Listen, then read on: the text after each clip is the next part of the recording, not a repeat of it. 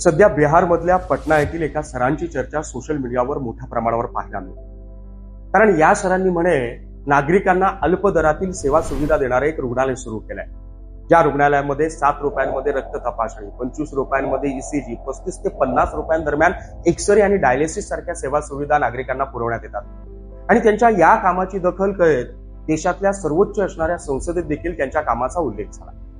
पण तुम्हाला माहितीये का, या सगळ्या सेवा सुविधांसह प्रत्येक आजारांवर प्रत्येक उपचार औषधांसहित एकही रुपया खर्च न करता, कसलाही अल्प दर नाही, कसलाही माफक दर नाही, पूर्णपणे 0 रुपयात देणारी आरोग्य व्यवस्था गेल्या कित्येक वर्षांपासून आपल्या महाराष्ट्रातला एक मराठी माणूस त्यानं उभं केलेल्या 3 मोफत खासगी रुग्णालयाच्या माध्यमातून करतोय.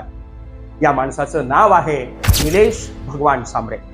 त्याने उभे केलेले हे 3 हॉस्पिटल, त्यापैकी एक पालघर जिल्ह्यामधल्या जडपुली येथे, ठाणे जिल्ह्यामधल्या असनगाव शहापूर येथे आणि रत्नागिरी जिल्ह्यातल्या रत्नागिरी शहरात.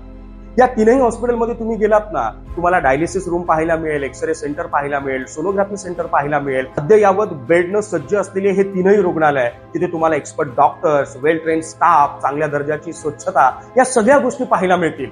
पण या 3ही हॉस्पिटलमध्ये कॅश काउंटर अथवा बिल काउंटर नाही. मग विचार करा ना, माफक आणि अल्प दरात उभं राहिलेल्या रुग्णालयाची चर्चा देश पातळीवर होते, पण गेल्या कित्येक वर्षांपासून आपल्या खिशातले पैसे खर्च करून नागरिकांना 0 रुपयांमध्ये उभी केलेली आरोग्य व्यवस्था त्या निलेश सांबरे नावाच्या माणसानं निर्माण केली आहे.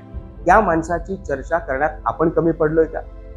त्या माणसाच्या कामाला लोकांपर्यंत पोहोचवायला कुठेतरी ही तरुणाई कमी पडलीये का, याचा विचार करावा लागेल. चला मग आपल्या मराठी माणसाला सपोर्ट करूया आणि मराठी माणसानं लोककल्याणाचं उभं केलेल्या या साम्राज्याला जागतिक स्तरावर पोहोचूयात. आणि त्यासाठीच हा व्हिडिओ जास्तीत जास्त शेअर करा आणि आपल्या मराठी माणसाच्या कामाला जगाच्या कानाकोपऱ्यापर्यंत पोहोचवा.